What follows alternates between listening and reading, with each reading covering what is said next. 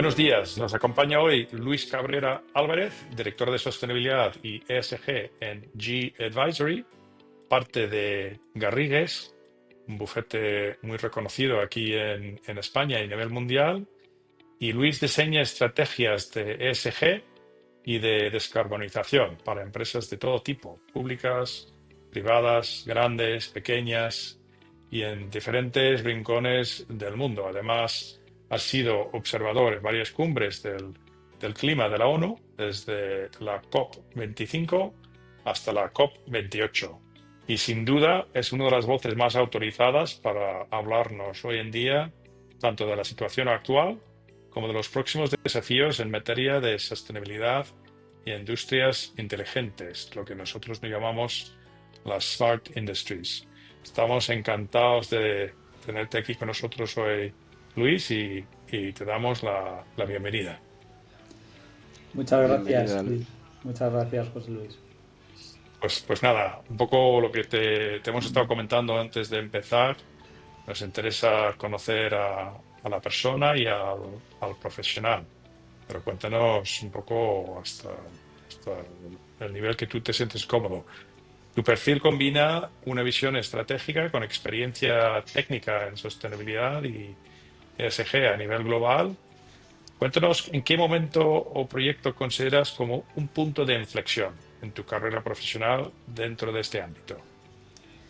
Pues yo creo que fue muy importante, ha sido muy importante en mi vida y de hecho creo que me cambió de alguna manera la forma de ver el mundo. Por allá, por el año 1996 del siglo pasado, que yo tenía veintitantos, no ¿Cómo voy a suena dar... eso, eh? ¿Cómo Qué suena, mal eh? suena eso. Estás poniendo años. Total, yo tenía veintitantos, Bill, no voy a ajustar la cifra que la gente suma y resta fenomenal, entonces que me voy a dar una horquilla de coquetería.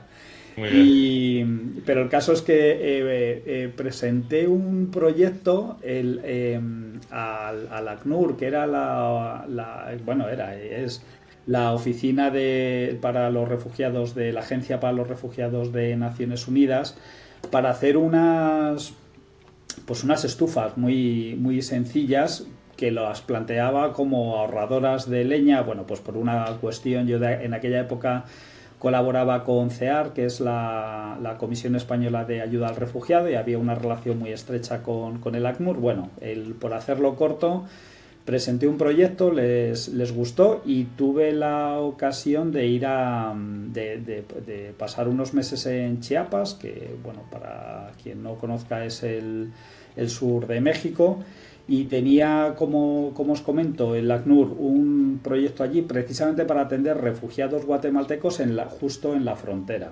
Entonces estuve por aquella zona pues con un antropólogo mexicano recorriendo todo Chiapas. Además era una época bastante controvertida porque era la época zapatista, bueno, pero íbamos lógicamente resguardados un poco por el paraguas de Naciones Unidas. Y eso me ha cambiado toda la vida, vamos. De hecho, aquí en el despacho tengo una foto de aquella época. No hace mucho con mis hijos viendo álbumes de fotos de papel, ¿no? Que son al final las Que únicas también fotos nos que he pone visto. años, cuidado con eso. Claro, y veíamos, nada, pues enseñándoles fotos de aquella y tal, que en definitiva es, bueno, pues cuando ves pues las condiciones extremas en las que transcurre el día a día de la mayoría de la gente del planeta. Esto es así. Y luego yo creo que de esos, no, bueno, no solo a mí, a otras personas que han vosotros mismos, ¿no? Que habéis tenido experiencias pues en el tercer mundo o países en vías de desarrollo y tal, yo creo que te cambia o te debería cambiar un poco la manera de ver las cosas. Desde entonces yo ahí tengo, sí, sí, sí, para mí eso fue un clic.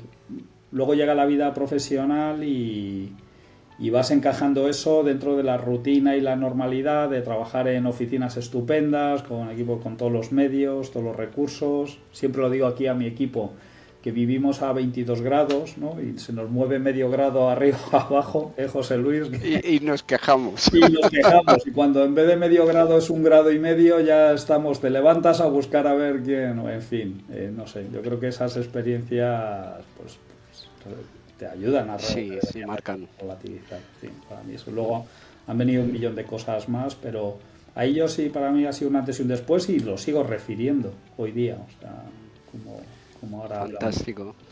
Y un tema que a mí me llama mucho la atención y que creo que probablemente tú lo puedas explicar muy bien, es porque tú has trabajado a lo largo de tu carrera tanto con entidades públicas como con entidades privadas, ¿no? Y a mí me gustaría que me explicaras si ves una diferencia en cómo abordan todo el tema de la sostenibilidad, si hay una diferencia entre ese tipo de organizaciones, cómo lo ven, y luego, desde tu punto de vista, cómo lo abordas. Es decir, cuando tú te enfrentas a una compañía privada o a una entidad pública, ¿cuál es tu postura frente a ellas hablando sobre sostenibilidad? O sea, pues aquí, José Luis, yo creo que cabría comentar primero que la sostenibilidad es algo sumamente amplio que al final permea todo, que las agendas de sostenibilidad son sumamente amplias, ¿no? O sea, toca, como es sabido, temas medioambientales, todos los más relevantes, temas sociales también, pues todas las cuestiones de derechos humanos, los derechos de las personas en definitiva. Y lógicamente los enfoques son muy diferentes, ¿no? O sea, por un lado, podemos categorizar como haces, ¿no? Como comentas tú, en sector privado, que pues los intereses básicamente de las compañías, y por otro lado el sector que podríamos considerar público, donde ya ahí están pues desde gobiernos, instituciones de toda índole, asociaciones, organizaciones multilaterales, etcétera. Entonces, claro, el enfoque en el sector privado, lógicamente, es hacer negocios de manera legítima, obviamente, en los marcos regulatorios que tienen al final las compañías, pues para sus desempeños profesionales, y que a la vez obedecen a los compromisos que tienen esos países pues en espacios multilaterales, ¿no? O sea, pues como comentaba antes Bill, los temas de las cumbres del clima, pues al final en una cumbre del clima es el sitio donde se juntan todos los países del mundo a asumir una serie de compromisos vinculantes. Claro, esos compromisos vinculantes, en el caso de una cumbre, al final se traducen en un statement, ¿no? O sea, en una declaración, firman todos abajo, eso es muy interesante, ¿no? Y por eso se suelen demorar, porque conseguir firmar tanta gente con tantos intereses es complicado, pero claro, luego esos compromisos los tienen que aterrizar de manera local cada uno de los países. En nuestro caso, en el caso de España, es lógicamente la Unión Europea, y eso va decantando, va cayendo. Al final, las impactadas, lógicamente, es toda la sociedad civil, incluidas obviamente las compañías, y el sector privado las cuestiones de sostenibilidad las ha incorporado no solo en su agenda, sino que yo diría que en su ADN también, ¿no? Y hemos vivido muchas fases en los últimos años. Ahora podemos decir que estamos en una fase nueva también, ¿no? Que estamos con algunas cuestiones, bueno, que están sujetas a debate. Y los intereses de ese sector privado, lógicamente, están alineados con los que se marcan desde el ámbito público, como digo, de los gobiernos, etcétera. Y luego, a nivel global, sí podríamos pensar también como en dos escenarios. Uno de los países desarrollados en los que vivimos regularmente, ¿no? Los que estamos aquí, ¿no? Y luego países en vías de desarrollo. Los enfoques son distintos porque las necesidades son distintas en sus agendas. O sea, cuando tú hablas de sostenibilidad, una cuestión de derechos humanos, obviamente cuestiones que sean por descontadas en cualquier país de la OCDE, tiene que haber una debida diligencia, ¿no? Por usar la terminología correcta, una debida diligencia en ver cómo impacta en tu cadena de suministros, ¿no? Si esta chaqueta que llevamos pues se ha hecho con las, ¿no? Preservando pues todas las cuestiones de sostenibilidad, que al final son derechos humanos, de dónde se extraen los textiles, quién lo hace, en qué condiciones, etcétera, ¿no? Bueno, al final son agendas globales y en las que diría que a nivel planetario estamos involucrados todos. Al principio de la conversación hemos estado coqueteando un poco con nuestras edades, pero esta visión un poco histórica desde los 90 hasta el día de hoy, yo creo que nos permite ver un poco cómo ha evolucionado la sostenibilidad y cómo las apuestas, pues como en España, por las energías renovables, nos ha posicionado muy bien de cara a lo que llamamos nosotros un smart industry, que son los centros de datos. O sea que muchos centros de datos ahora están apostando por España justamente por aquella apuesta de hace años de la energía renovable. Y un poco la pregunta que me gustaría hacerte, Luis, es un poco desde tu experiencia, ¿qué papel juegan las estrategias de ESG en la transformación de las industrias tradicionales hacia lo que podríamos llamar smart industries? Y también preguntarte, ¿puede una industria ser realmente smart, como decimos, si no tiene una base sólida en la sostenibilidad? Sí, Juan, muy interesante esto que comentas, Bill, porque es verdad que, bueno, efectivamente en los 90 que ya estábamos en activo, ¿no? Había una serie de cuestiones encima de la mesa. Una eran las energías renovables, aunque tuvo su desarrollo, ¿no?, posterior, más en el inicio de los 2000. Y es curioso porque seguramente que los tres hemos vivido como aquello, bueno, se decía que nunca las energías renovables, Que no Eso no funcionaba. funcionaba, que claro, las cifras no salían, que esto esto no era es, sí, económico. sí, sí. Es verdad que ha tenido unas fases en las cuales Mm, pues esto tuvo que ser primado porque la tecnología todavía era cara, tenía un periodo, una madurez que es diferente a la que hay ahora. Lo hemos vivido igual en la movilidad eléctrica, ¿no? Y esta transición es está. mucho más reciente, ¿verdad? Mm, Que amigos que hemos tenido que decir, no, yo es que para ir a Huelva, necesito estar 700? Digo, pero si paras 2 veces para ir a Huelva, ¿cómo no vas a poder parar 20 minutos a cargar? En fin, todo esto está pasando en tiempo real. En la contribución que todo tiene esto en lo que comentas, ¿no?, del concepto Smart, es que creo que el concepto, no sé si lo veis igual, pero creo que el concepto Smart también ha cambiado. Recuerdo que lo recordaréis igual, hace 10 años el concepto de Smart Cities, absolutamente. como que ha caducado, curiosamente, aunque siguen los Ha, retos, siguen idénticos los ha mismos, ¿verdad? envejecido muy mal. Totalmente, ¿no? Muy vinculado al Internet of Things y a todo Sí, aquello, ¿no?, de tener todo sensorizado, todo volcado en plataformas inteligentes que permitieran monitorizar, que permitieran mandar. Eso es como que ya se ha aparcado, pero de alguna manera es que ya está sucediendo. O sea, tenemos un Open Data abierto municipal, por ejemplo, en casi todas las ciudades, donde puedes consultar un montón de datos muy interesantes, medioambientales, de tráfico, de casi de lo que quieras.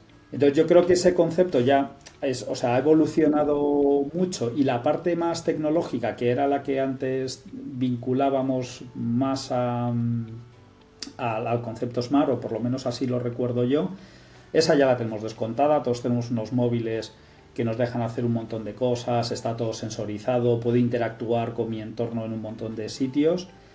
Y ahora creo que ese concepto Smart ha cambiado en los últimos años, ¿no? Más a lo que apuntas, Bill, mm, de cuestiones relacionadas precisamente con la sostenibilidad, cómo se hace eso, en qué condiciones, cómo se resuelven algunos retos de la virtualización, ¿no? La energía y el agua que consume esta videollamada que estamos teniendo, ¿no?, que está volcada en un centro de datos, un centro de proceso de datos, que sucede ahí en realidad, aunque estamos aquí no nos enteramos, y para eso hacen falta demandas de energía y de agua también muy altas. Y no vale solo con que esté la energía y que esté el agua. No, porque de hecho ya vemos pues en periódicos, etcétera, cómo hay controversias con estas cuestiones y cómo se plantean dónde van centro de procesos de datos, puntos de conexión, en fin, un millón de cosas. De manera que se tiene que velar precisamente por lo que apuntabas, ¿no? Al inicio, Bill, de esa energía, qué origen tiene. Obviamente España está especialmente bien posicionada por toda la producción de energía renovable que tiene, cuestiones de agua también, qué impacto en el empleo tiene alrededor, ¿no? Cómo impacta en los municipios en los que está. Entonces son una serie de cuestiones que el Smart ya va más allá de la tecnología, que yo creo que la damos por descontada. Pero esa parte de virtualización yo creo que va a dar mucho que hablar precisamente porque está en un crecimiento, no conozco los números, no es mi especialidad, pero está en un crecimiento exponencial, diría. Sí, absolutamente. Es muy interesante lo que dices de qué mal envejecido el término smart, porque ahora es muchísimo más prismático, si quieres, ¿verdad? Y tiene muchísimas más acepciones que lo que antes era meramente tecnología. Y precisamente, eh, no sé si de tecnología, pero seguro que tiene que haber algunos modelos que nos hemos dotado dentro de Europa, seguro, ¿no? Pero a nivel mundial igual también, eh, que pueden favorecer el que haya un impacto pues mucho mayor, ¿no? Del que habría quizás pues con un modelo anterior, que era básicamente de eficiencia energética. Y que impacte en esa sostenibilidad. Yo estoy pensando, por ejemplo, en los CAEs, pero igual hay algún otro modelo que impacta en la sostenibilidad y en la reducción de huella de carbono que quizás tú veas como preponderante en los próximos años y que está impulsando igual la Unión Europea, que puedas contarnos. Pues ahí, José Luis, el tema de los CAEs, o el tema de la eficiencia energética, que es un viejo axioma del sector, vamos, sí que de todo lo que lo hemos usado se ha quedado, pero sigue vigente. La mejor energía es la que no se consume, ¿no? Lo decimos siempre cuando hablamos de eficiencia energética, de esta siempre va a ser la mejor. Dentro de la Unión Europea ha sido una asignatura pendiente, o sea, hemos estado más volcados en que tuviéramos energías de origen renovable. Hemos como las políticas o los tecnólogos, ¿no? O sea, la ciencia, cuando en temas de eficiencia energética teníamos toda la tecnología disponible y el conocimiento y prácticamente todo por hacer. La eficiencia energética empiezan a apagar el interruptor de casa de tus hijos cuando les dices, oye, apagar la luz del baño, ¿no? Ahí estás haciendo eficiencia. Y en España, afortunadamente, desde el año pasado tenemos un instrumento que ya está funcionando en otros sitios de Europa y que va a ayudar a cumplir con los objetivos de eficiencia energética, de reducir en torno a un 30% el consumo de energía a nivel global, que es este de los CAEs, que por resumirlo mucho, por quien no nos pueda escuchar, es la titulización de la eficiencia energética, porque es muy difícil llevar la potencialidad de ahorro energético a un papel, titulizarlo y que eso sea objeto de transacción, que básicamente es lo que hemos conseguido y está siendo un éxito rotundo en España. Se puede decir ahí, como tengo el honor de presidir la ANESE, que es la Asociación Nacional de Empresas de Servicios Energéticos. Es un mercado que conozco bastante de cerca y ha sido un éxito rotundo y se está movilizando mucha inversión en algo tan simple como la eficiencia energética. Y yo creo que la otra cuestión clave que también está encima de la mesa es la electrificación. Clarísimamente vamos a un modelo de electrificación, hoy día trending topic por el apagón de la semana pasada, que pasan los hitos y cosas que antes eran catastróficas, pues se han resuelto en 24 horas, por lo menos volvemos a tener. Parece, investigando las causas finales, pero yo creo que eso sería objeto de que organizara Bill otro podcast Otro podcast. experto. Podemos Y ese hacer sí, una serie de podcasts sobre el tema. Exactamente, sí. Y con música de suspense. ese Sí, sería trending topic total. Total. Sí, no, pero claramente vamos a una electrificación ya se veía. Sí. Y bueno, los que estamos en el sector de la energía tocando algunas cuestiones hace tiempo, lo venimos comentando y lo vivimos. La tecnología ya está disponible, incluso en la movilidad, que parecía que era algo que no iba a llegar nunca. A España está costando, pero en otros países del mundo es clarísima, como la movilidad, la electrificación de la movilidad principalmente. Y cómo nos calentamos en las casas, calentamos el agua y la energía que al final nos llega a los edificios donde estamos, etcétera. Y eso es muy importante porque ayuda a las estrategias de descarbonización, precisamente por el enlace que tiene con la producción de energías renovables, ¿no? O sea, nos da muchas facilidades ahí. ¿Y qué opinión tienes sobre el mercado de emisiones de CO2? ¿Está funcionando ese mercado o lo ves que todavía tiene mucho potencial de crecimiento? Claro, hay mucho por hacer. En España en particular eso está aterrizado de manera oficial, ¿no? O como de la manera más formal posible a través de la Oficina Española de Cambio Climático, con unas condiciones muy concretas. Lógicamente bueno, no descubro nada para los procesos de descarbonización, ¿no? Aquí hay que proceder a reducción de emisiones básicamente, en última instancia de alcance 3, que cuando las empresas se han ido a medirlas se dan cuenta que el alcance 3 o sus emisiones indirectas pues pesan por encima del 95%, o sea, lo cual hace que les haya cambiado la foto y los esfuerzos que tienen que hacer.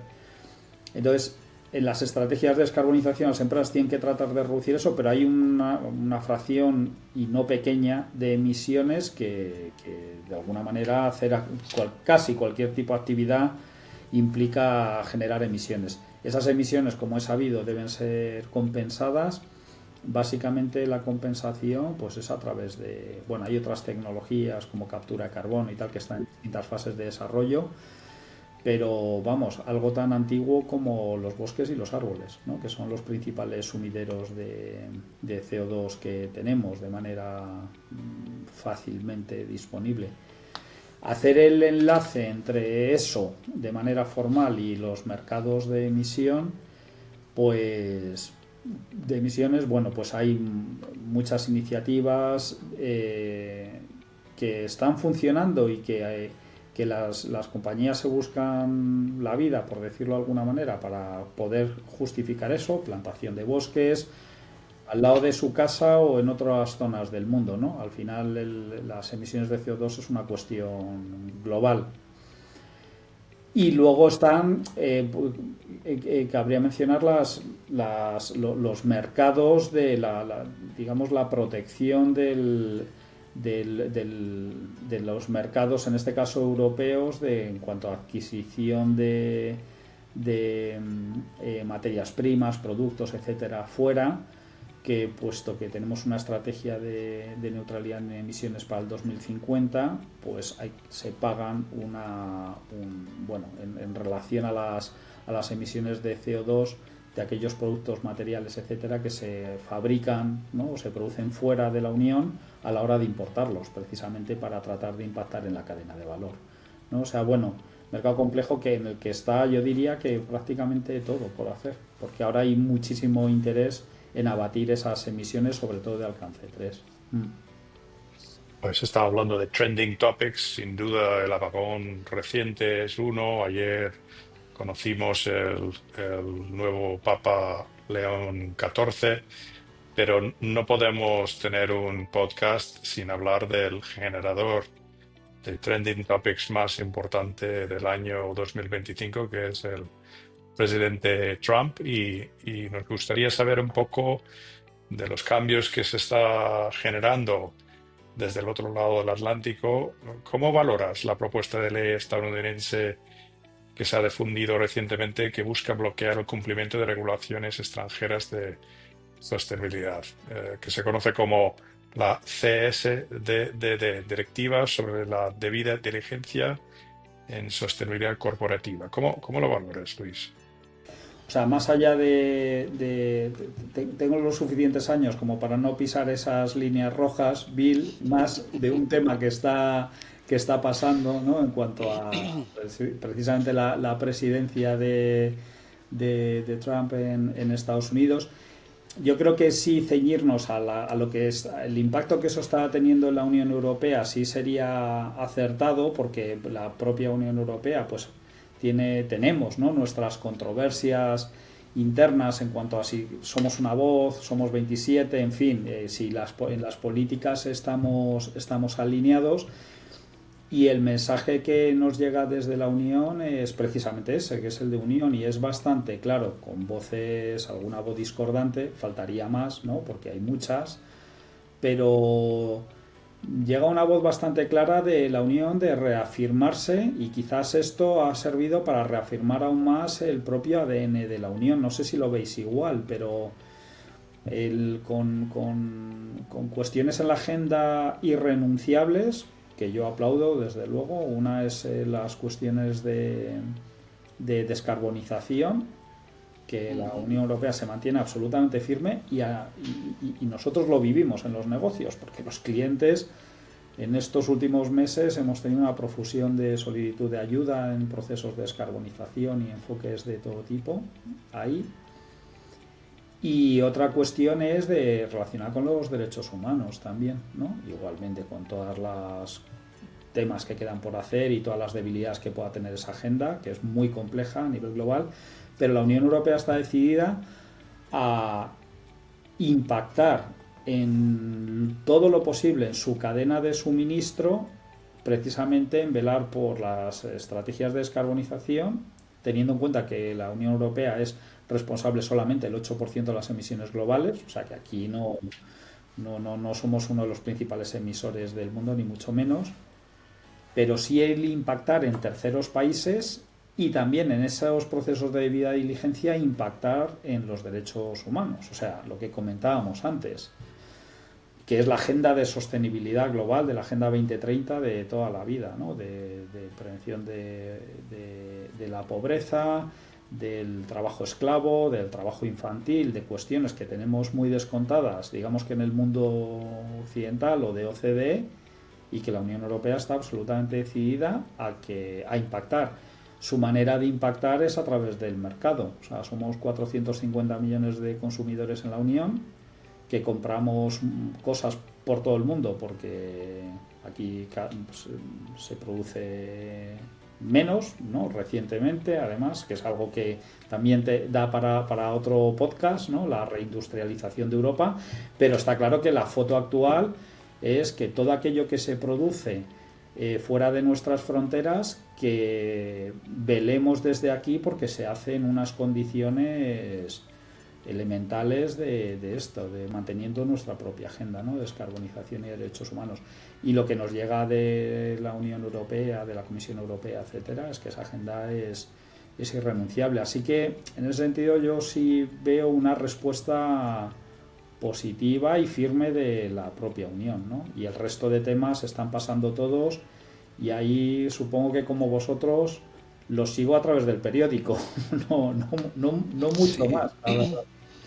Sí, bueno, la verdad es que uno no sabe muy bien hasta qué punto o cómo contestar a algunas personas, ¿no?, que afirman que hay algunas políticas dentro de la Unión Europea que pretenden un liderazgo internacional, como tú has dicho, de, oye, vamos a intentar impactar como un mercado consumidor al resto del mundo con nuestras políticas, pero claro, te cuentan, dicen, ya, pero es que nosotros somos unos contaminadores minúsculos comparados con los grandes contaminadores, ¿no?, de fuera de la Unión Europea.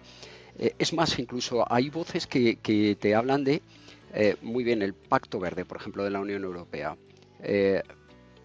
Yo creo que nadie en su sano juicio estaría en contra del Pacto Verde, pero cómo lo implementas, a qué velocidad lo implementas, cómo puede afectar eso a las propias economías locales.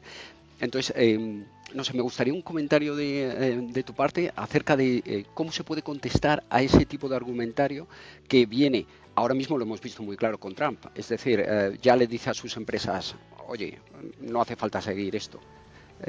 ¿Cómo podemos nosotros cohesionarnos dentro para poder argumentar todo ese tipo de comentarios? Muy, muy interesante eso que comentas, José Luis. O sea, yo creo que es que esa agenda y lo que es el famoso Green Deal es que forma parte del ADN de la Unión Europea, o sea, forma parte de quienes hemos querido ser. Igual que hay otros países o otras regiones posicionadas en cuestiones tecnológicas o en cuestiones o en industria extractiva, ¿no? Por la idiosincrasia que tengan o posicionamiento militar, ¿no? O, en fin, cada región ha buscado, tiene su posicionamiento global. Esto es una visión ya muy, si quieres, muy personal, ¿no? Del lector de periódicos y poco más. La Unión Europea ha decidido que dentro de su ADN está el posicionamiento en esa agenda. También porque no voy a decir que no tiene mucho más que ofrecer, por supuesto que la Unión Europea tiene muchísimo que ofrecer en muchos sentidos, pero ahí es uno de los sitios donde sin duda se puede y se ha significado, y a la vez es una fuente de conocimiento y de prácticas. O sea, nosotros cuando trabajamos en proyectos globales en países en nuestro caso de los 5 continentes, nos buscan porque sabemos hacer las cosas en el mantenimiento de esa agenda. Y aquí además sí que ya no hay controversias, ¿no? O sea, más allá de que no vamos a discutir con terraplanistas, etcétera, pero los efectos del cambio climático ya no es una cuestión que sucede en Bangladesh o en India o en Haití. O sea, es que es una cosa que está pasando en el felpudo de nuestra casa. O sea, estas lluvias torrenciales por incremento de temperaturas y por lo tanto las nubes absorben unas cantidades de agua ingentes, estamos viendo llover como en el trópico. No sé si nos damos cuenta o los eventos que están sucediendo, que las compañías de seguros lo tienen súper claro y que están revaluando sus primas en algunos casos para cubrir estas clases de eventos. Esto ya no está sujeto a controversias. Por lo tanto, lo que pueden hacer los países, la Unión Europea lo tiene muy claro. Dice, yo contribuyo en un 8%, pero desde luego todo lo que se adquiera o todos los servicios que sucedan aquí pues tienen que estar preservados en esa parte de la agenda también. Que eso tiene cuestiones que deben ser por supuesto debatidas, corregidas, y eso desde luego. O sea, que pueden en determinados contextos restar competitividad, sin duda. O sea, lo tiene muy claro la Unión Europea, que por su naturaleza, o sea, no es el colmo de la rapidez, ¿no?, en la toma de decisiones, porque luego nos encanta la democracia, pero claro, tiene su claro bien, ¿no? Pero que no paralice, ¿no? Una democracia no paralizante. Claro. O sea, en cuanto te mueves un poco por el mundo dices, joder, la Unión Europea es estupenda, ¿no? Pues bueno, claro, pero no podemos ver todo lo bueno y a la vez, no, pues claro, tiene algunas cuestiones que tienen que ser atendidas y unos plazos especiales, ¿no?, de que son los propios de la democracia, de consultar, de que la gente vote, decida, etcétera, ¿no? En otras regiones esto no pasa y son más competitivos, ya, pero no nos vamos allá a vivir. Sí, yo creo que todo forma parte de un poco del modelo de nuestra sociedad en Europa.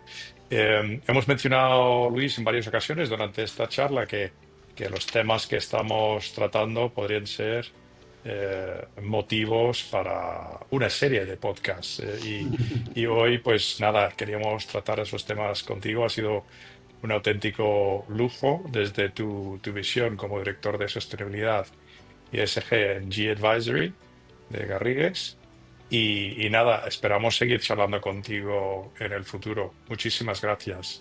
Bueno, gracias a vosotros, Bill y José Luis, un placer igualmente, y estaré atento a la serie de podcast de los temas que han quedado abiertos. Muchas gracias, Luis. Muy bien, un fuerte abrazo. Igualmente.